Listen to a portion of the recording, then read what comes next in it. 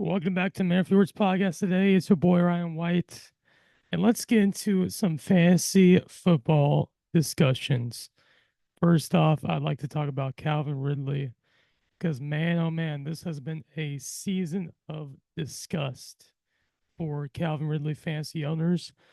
And there's multiple reasons why I would say this has been the case. Number one, there is no actual quarterback in Tennessee right now. Sure, Mason Rudolph, he looked pretty solid coming in for Will Levis against Miami a couple of weeks ago. But on the other hand, he still did not produce as much as people were hoping. And, I think that game, Calvin Ridley only had 8 points. Yeah, recently, I don't think Calvin Ridley has been what he wanted to be coming into the season. And I don't believe anybody has really seen any growth or development from him thus far. And honestly, I would not blame him on this. I think it's more so the offense. It's Will Levis, it's Mason Rudolph, it's everybody right now in Tennessee. They do have a good run game, so any Tony Pollard fantasy owners, I would stick with him. He is clearly the RB1. Ty J. Spears still has looked pretty okay throughout the season. He's definitely more of a PPR flex play. I would say maybe RB 40, 35, 45 on the season thus far. But Calvin Ridley, he did have one good game, and that was he scored 20 points, I think, or 20, 25, 26 points. But yeah, recently he has just not looked great. So the question comes of should you trade or should you keep Calvin Ridley? And this is really tough. Um, I think if you're a team who is getting desperate, you're 0-5 or 0-6, 1-5, 2-4, around that range, I would say it's probably a good time to get rid of him. But if you're a higher ranked team, if you're 5-1, 6-0, 4-2, 3-3 at least, I would just keep him right now. It just kind of depends on your situation. If you are desperate, go ahead and trade him. I mean, DeAndre Hopkins has looked way better so far throughout the season. He's just been more consistent, and I think that's because there's been more protection and coverage on Calvin Ridley thus far, and you just can't trust the offense there at all. I don't know why anybody would be starting Tennessee Titans players unless it's Tony Pollard this season.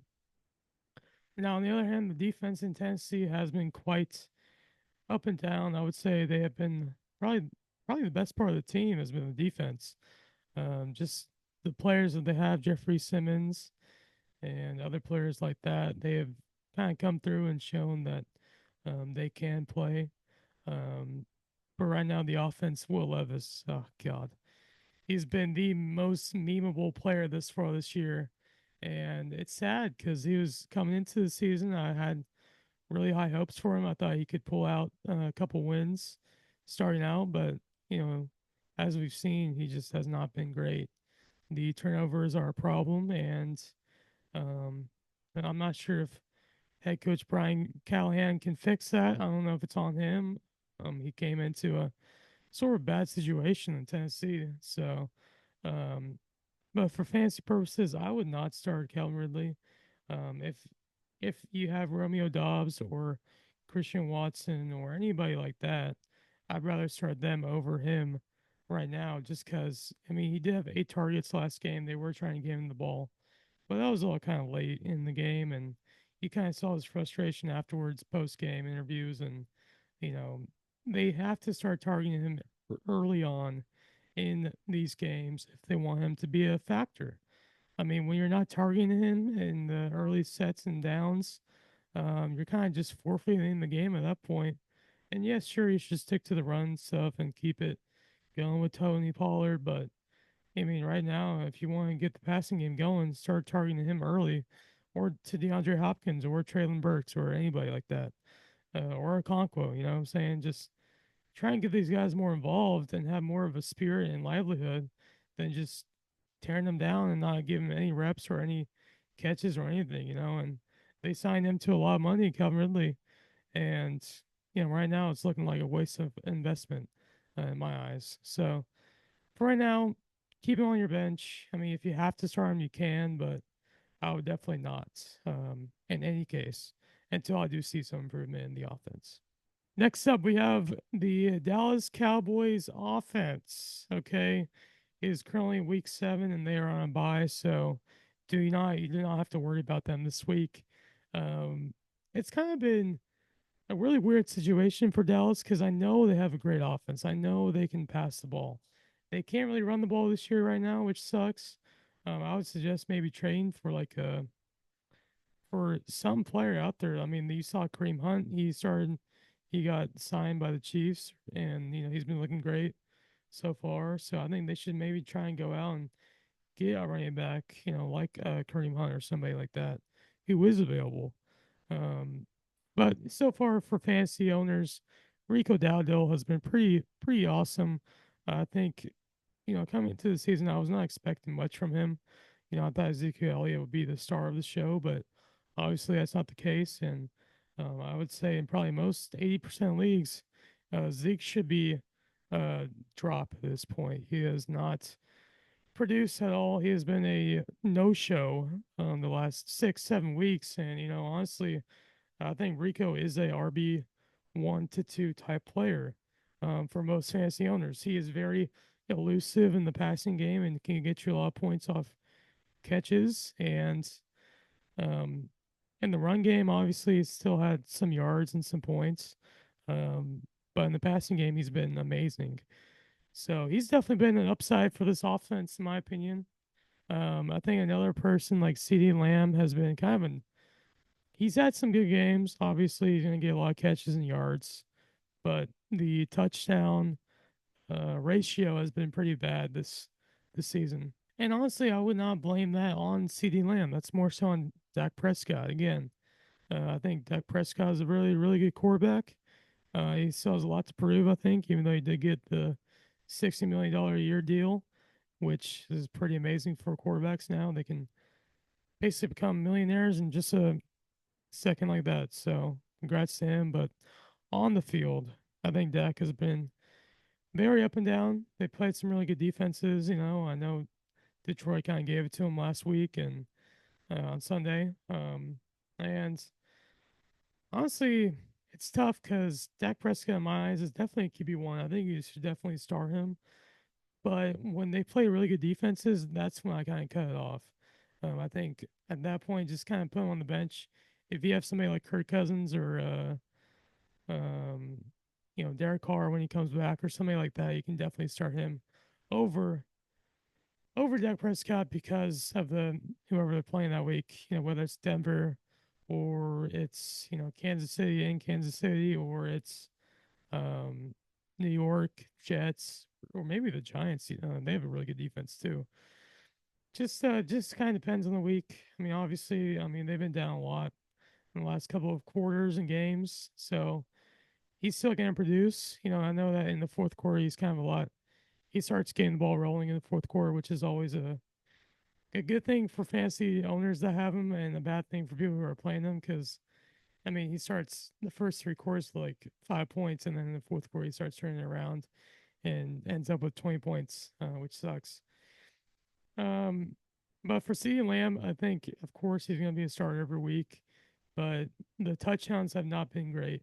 He's only had I think 2 touchdowns so far this season, which is really limited. Um, his potential in the season thus far, and I think if they can keep on getting him the ball and putting him in more touchdown situations where he can get more points like that, I think they'll be a lot better offensively. Um, and defensively, do not pick up the Cowboys defense. Do not do that one bit. They have like god awful. There's no Michael Parsons. Trayvon Diggs is trying his best, but he still got beat by Jameson Williams on Sunday. So it looks bad over there right now. So moving on to the Cleveland Browns, we are in a tough spot. I'm a Browns fan. If you guys didn't know, I'm just wearing this hat today because it was on my little rack over there. Um, but this offense has been the worst offense I have seen in my life from the time I was born to right now. Deshaun Watson is a mess. I mean, I don't know why anybody would have him in fantasy right now. I mean, he's been a no show time and time again. He's ruined this offense. And we just traded Amari Cooper to the Bills, and obviously we have no offense now. We have no running backs. Nick Chubb, I think he's coming back this week, so he'll be a good option to possibly start for fantasy owners. He might be on a snap count, so I wouldn't, if you're really desperate, then maybe start him, but probably don't this week. Um, I'd say Donta Foreman. I mean, this week I think he'd be probably a good start at flex. If you're in deep leagues, obviously. If you're not, then don't. But I think he's gonna get a lot of carries this week, and he's gonna. I mean, he's not really a great ball carrier. He only gets like 4 to 5 yards, 3 yards to per gain per rush. So he's not great on that part, but he'll definitely get a lot of rushes. So definitely look to him for a good option in the flex this week. I think, but really, I think this trade has kind of shown that the Browns are not in a good state right now. They are not in a good state.